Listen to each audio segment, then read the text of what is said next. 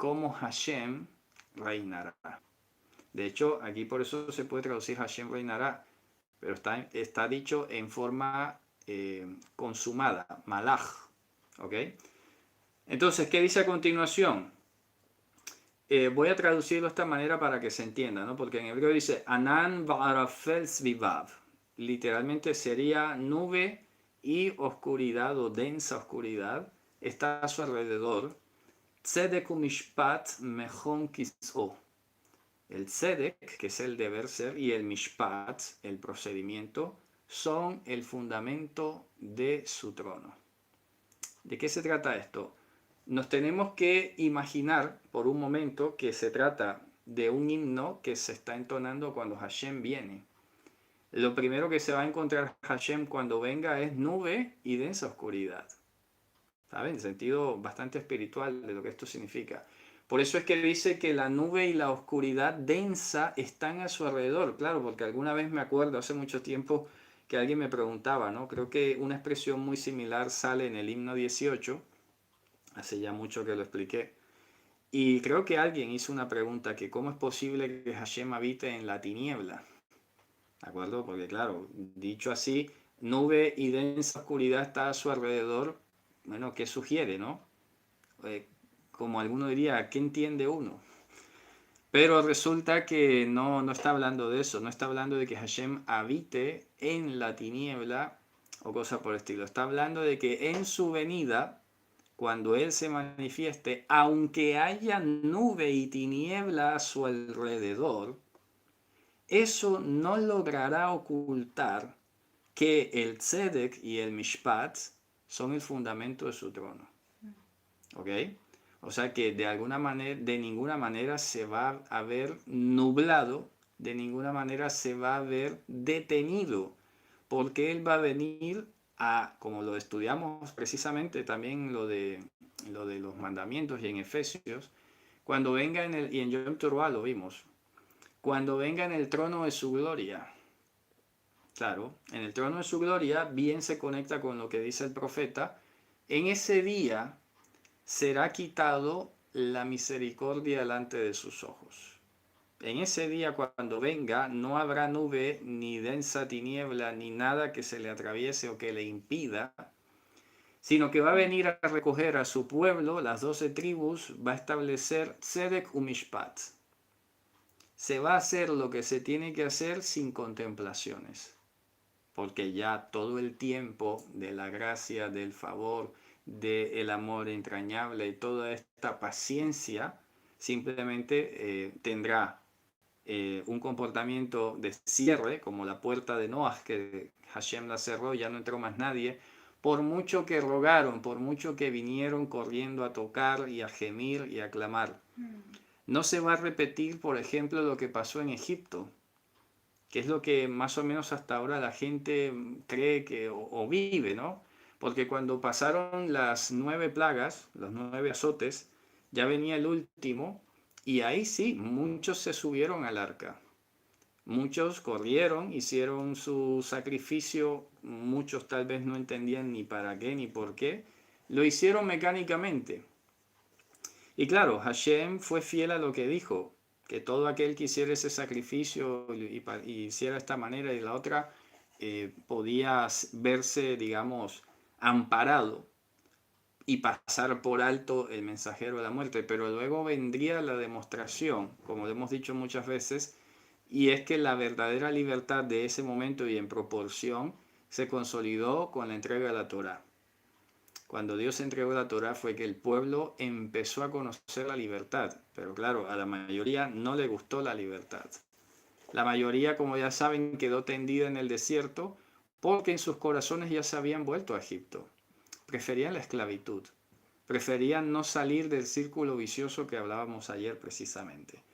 Pero en este día, como ya no habrá otro día, este es el día final, en ese día solo habrá Tzedek Umishpat. No habrá otra forma. Se aplicará lo que se tiene que aplicar de la manera como se tiene que aplicar, porque son el fundamento del trono de Dios. Eso es importante destacarlo. Por eso habíamos dicho, y mira lo que dice a continuación el verso 3, Esh lefanav telech. El fuego delante de él avanzará. ¿Te das cuenta? ¿Por qué? Habíamos dicho que el Señor nuestro Dios es fuego consumidor. Pues aquí es donde se va a percibir de una manera literal. ¿De acuerdo? Va a venir el fuego que es símbolo del juicio, va en concordancia con Tzedek Mishpat, y este fuego va a venir de delante de él y va a poner todas las cosas en orden. No hay nada que le detenga. Como dice esa famosa canción que está inspirada en Isaías, Él es el poderoso de Israel, nadie lo detendrá. ¿De acuerdo? Pues así. Estamos hablando, como dice a continuación, que este fuego, Utlahet Saviv Tzarav, va a incendiar alrededor a sus adversarios. Los va a incendiar. Mira que es la misma palabra que en el versículo 2 dice Anam barafel svivav. Ahí está la palabra saviv, alrededor, que rodea. Y luego dice que este fuego que avanzará de delante de él, telahet saviv tzarav, va a arder alrededor a sus adversarios. O sea que aquí es cuando el apóstol Pedro decía que en aquel día los cielos serán consumidos, que se recogerán como un pergamino, ¿se acuerdan? Vamos a buscarlo en 2 de Pedro capítulo 3, si mal no recuerdo, cuando dice que los elementos serán consumidos y por el fuego y todo lo demás, algo así. Vamos a leerlo, efectivamente, 2 de Pedro 3.1. Amados, esta es la segunda carta que os escribo y en ambas despierto con exhortación vuestro limpio entendimiento, para que tengáis memoria de las palabras que antes han sido dichas por los santos profetas y tengan memoria del mandamiento del Señor y Salvador dado por vuestros apóstoles. Sabiendo primero esto, que en los postreros días vendrán burladores andando según sus propias concupiscencias y diciendo: ¿dónde está la promesa de su advenimiento? Porque desde el día que los padres durmieron, todas las cosas permanecen así como desde el principio de la creación. Estos ignoran voluntariamente que en el tiempo antiguo fueron hechos por la palabra de Dios los cielos y la tierra, que proviene del agua y por el agua subsiste, por lo cual el mundo de entonces pereció anegado en agua. Pero los cielos y la tierra que existen ahora están reservados por la misma palabra, guardados ¿para qué? Para el fuego en el día del juicio y de la perdición de los hombres impíos. ¿Te das cuenta? Porque la palabra es agua, porque es limpia, ¿de acuerdo? Porque es limpia, porque lava, porque purifica, porque te transmite y te conserva la vida, pero esa misma palabra es fuego. Es fuego porque refina y acaba todo aquello que no permanece, aquello que es endeble, aquello que está construido como paja, como barro, como madera. En aquel día entonces nos vamos a dar cuenta que esto, a ver, cuando hace un momento dije que era literal, no es porque vaya a venir candela del fuego literalmente. ¿Me explico? Porque muchas producciones hollywoodenses te muestran el fin del mundo y que todo esto se va a llenar de candela y todo se va a quemar. No es exactamente así, ni tiene por qué ser así. Lo que estamos entendiendo es que este fuego, que es su palabra, va a venir a deshacer y a exponer y a demostrar y a juzgar todo aquello que se edificó de una mala manera o que se aprovechó de lo que Dios había hecho. Entonces lo va a deshacer. Por eso es que en otra parte, en la carta a los Hebreos dice: Dios es amor, pero también es fuego consumidor. ¿Ok? Es agua, porque el agua sosiega, te da aliento, te cura, de hecho, pero el fuego también elimina y purifica las impurezas. Mira qué interesante, ¿no? Entonces está diciendo que los cielos y la tierra que existen ahora están reservados por la misma palabra. Mira que no es distinta, es la misma palabra, que en aquel entonces fue agua, que estuvo llena de toda la compasión y todo lo demás, y ahora está reservada por fuego. Es que es lo mismo. La diferencia es que en el agua, por ejemplo, digamos, Hashem lo que hizo fue hacer un gran borrón y cuenta nueva y volvió el ser humano a existir igual. En este caso el fuego se diferencia porque ya no va a volver a ser igual. ¿Sabes? Una cosa es que borras, pero no cambia la gente. Siguen iguales, vuelven a germinar. De hecho, pasó así, ¿no? Cuando salió Noah del arca, lo primero que hizo su hijo fue violar a su madrastra o a su madre y ya está, y se corrompió la tierra otra vez. Pero aquí no va a ser igual.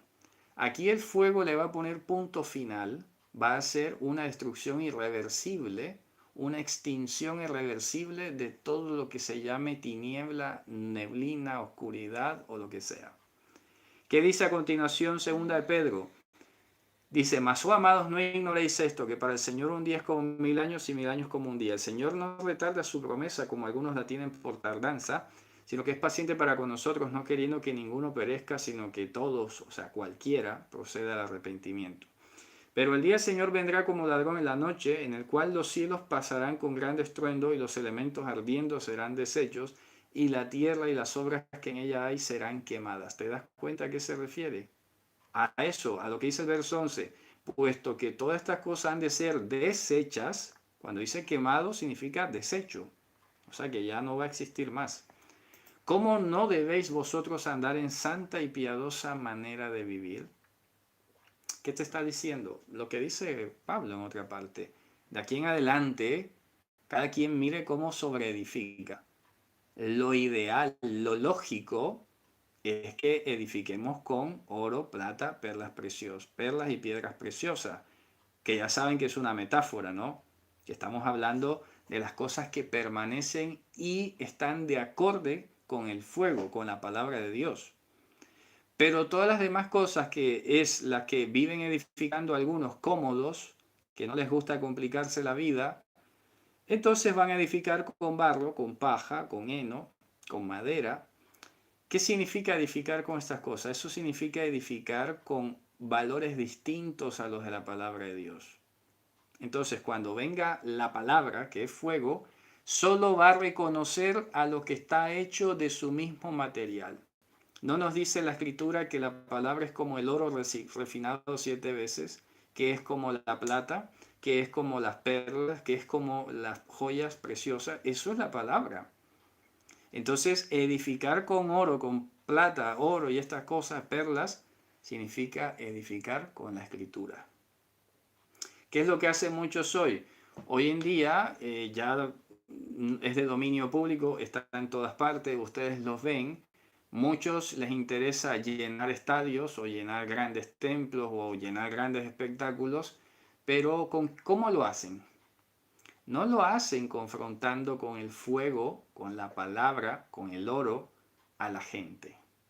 Lo hacen con cosas blandas, porque ¿qué tienen en común la paja, la madera y el barro?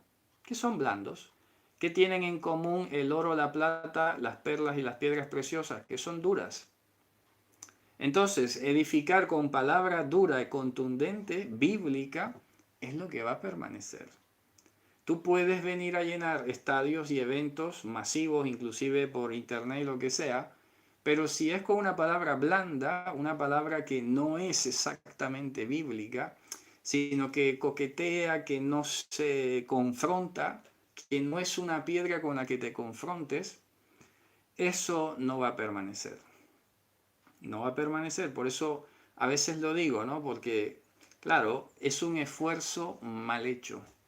Es un esfuerzo que sí tiene un efecto wow, impresionante, masivo y todo lo que sea, pero luego va pasando. Como lo he dicho, por ejemplo, hay quienes edifican con madera, paja y barro a través del miedo.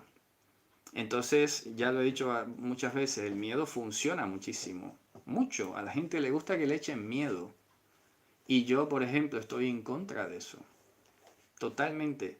Entonces, claro, tú ves canales donde te venden miedo a montón, que ya está aquí, que ya viene, que está la bestia por ahí suelta, que el otro. Claro, eso está lleno, así, lleno, lleno, y se hacen famosos y todo. ¿Y luego qué? Pasa la ola del miedo, la gente se da cuenta que no pasa nada y vuelven a ser los mismos. Vuelven a ser los mismos. Otra vez, ya se olvidó. La próxima vez que quieran venir a hablar de verdad, ya no lo van a escuchar. Eso está probado.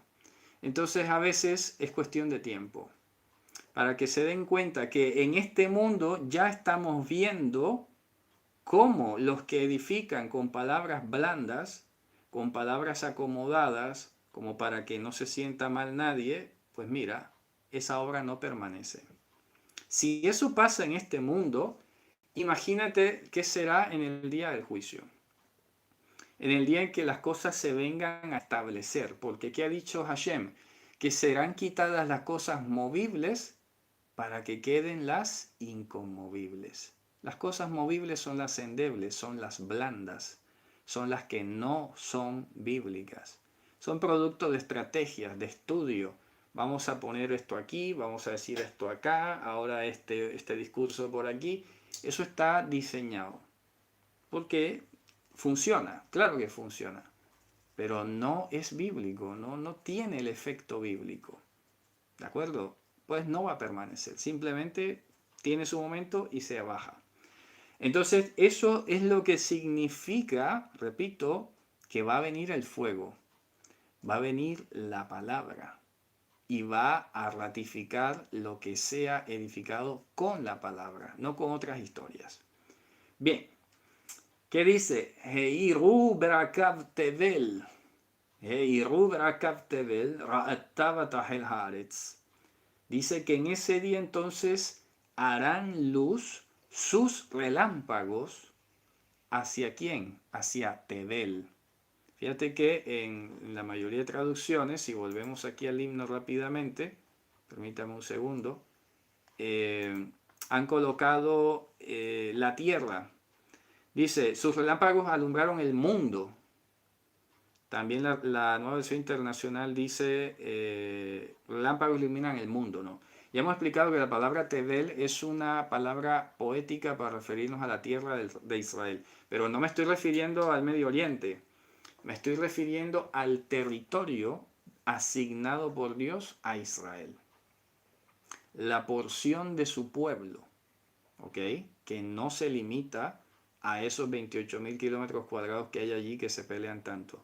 Estamos hablando de un sentido muy espiritual y trascendental a este mundo. Por eso dice, Tebel, sus relámpagos iluminarán a Tebel. O sea, habrá luz para nosotros. ¿Y qué va a hacer? Cuando eso nos ilumine, cuando ese fuego, porque este fuego que está hablando aquí es el de los relámpagos, cuando ese fuego nos ilumine a nosotros, ¿qué va a hacer la tierra? ¿Qué va a hacer Eretz? ¿Qué va a hacer? Va a ver y va a temblar. Eretz, dice, Ra'atavatahel haaretz. Claro, mientras que para nosotros habrá luz, para aquellos habrá temblor, pánico. Pero claro, aquí tengo que decir implícitamente que este momento del que está hablando aquí es un momento en el que ya ni siquiera hay humanos incrédulos. Aquí estamos hablando del último de los juicios, ya cuando se va a ejecutar y a extinguir para siempre al mal. Aquí estamos hablando ya de Haaretz como el dominio de las tinieblas, repito. Y es en ese momento que precisamente dice Apocalipsis que del cielo vendrá fuego y los quemará a todos. ¿Ok? Para que se ubiquen un poco. ¿Qué dice a continuación? Harim Kadonak Namasu Milifnei Hashem. Las montañas. ¿Qué son las montañas? Todas las doctrinas, en este caso satánicas, o todas las doctrinas nacidas de la filosofía humana, del meri humano. ¿Se acuerdan que ayer hablábamos del meri? Bueno, de eso de andar cambiando, de andar contradiciendo, de andar llevando otras historias. Pues eso como la cera se derritirá delante de la palabra. Milifnei Hashem, delante de Hashem, Milifnei Adon Kol Haaretz, de delante del Señor de toda la tierra. Adon Kol Haaretz. Porque en aquel día, cuando Hashem venga, todo aquello donde presumían o se vanagloriaban las tinieblas que gobernaban, pasará rotunda y definitivamente al dominio del Señor. Adon Kol Haaretz, Señor de toda la tierra. ¿Qué dice a continuación? Higidu Hashamayim Titko. Higidu hashamayim titko. ¿Ok? Declararán los cielos su tzedek. Mira que dice tzedek. Estamos hablando de ya lo definitivo, ¿no? De Raú Jol Ha'amim Kevodó. Y verán todos los pueblos, en este caso, repito, ya no estamos hablando de seres humanos aquí, su kabod, el peso de su honra. La guerra de Gog y Magog sí efectivamente tiene que ver con esto, porque ya es la última batalla. Hay que decir que lo que se llama la guerra Armagedón y la guerra de Gog y Magog es lo mismo, simplemente está repartido en dos episodios distintos, Apocalipsis, pero es la misma cosa. Y hay que decir, a propósito de esto que ya hemos explicado en Yom Torah, que es el día de Hashem. Repito, no se debe ver necesariamente como 4 fechas en el tiempo, separadas como ahora, sino que son 4 caras de un mismo momento.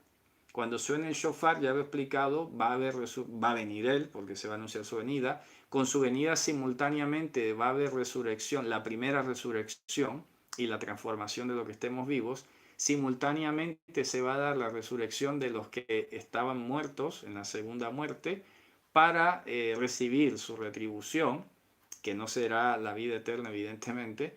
Y por último se va a dar entonces la última guerra de Gog y Magog. Entonces, cuando ya los últimos humanos incrédulos hayan recibido su retribución y haya muerto y haya desaparecido el último de ellos, entonces quedarán solo las tinieblas, que escatológicamente se le llaman Goyim, y vendrán a atacar a Hashem y a nosotros, su pueblo, y él los hará venir, porque eso lo dice en Ezequiel, yo haré venir a Gog desde los confines de Haaretz.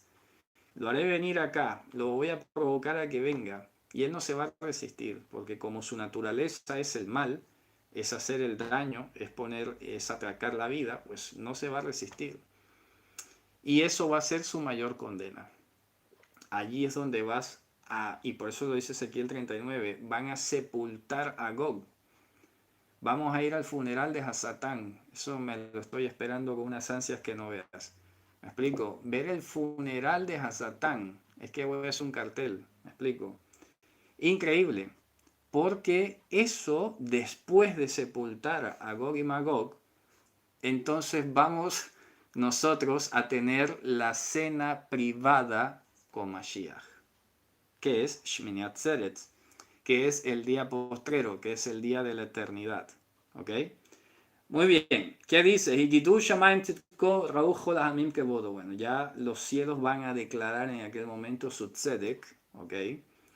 Y verán todos los pueblos, todas esas multitudes, el peso de su gloria.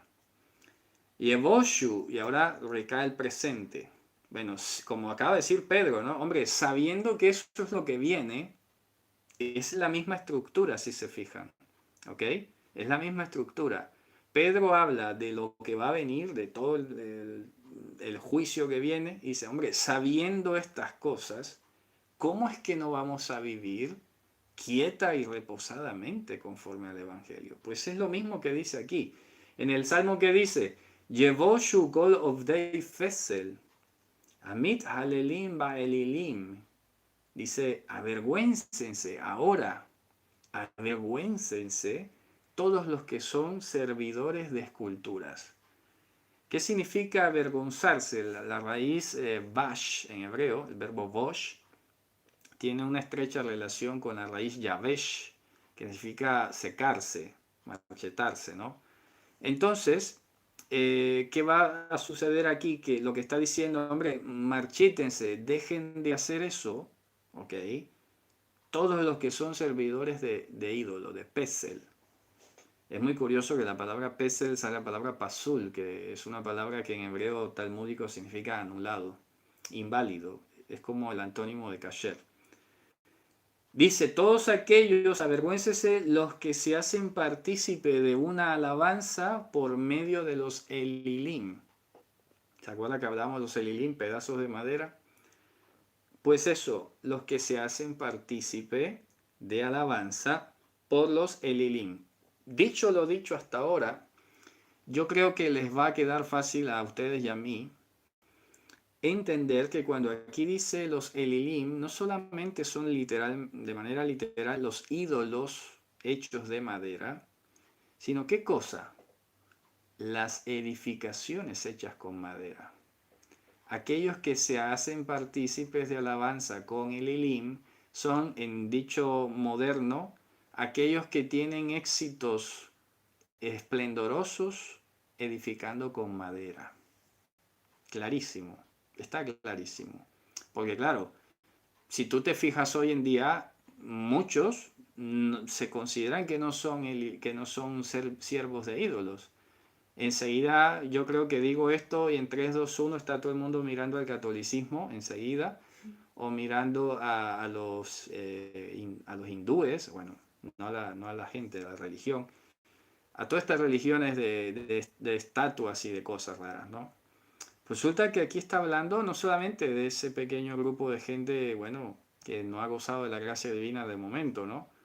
Está hablando en general de los que, ojo, mit halelim baelilim, los que se hacen partícipes de alabanza por los Elohim. ¿A qué me refiero?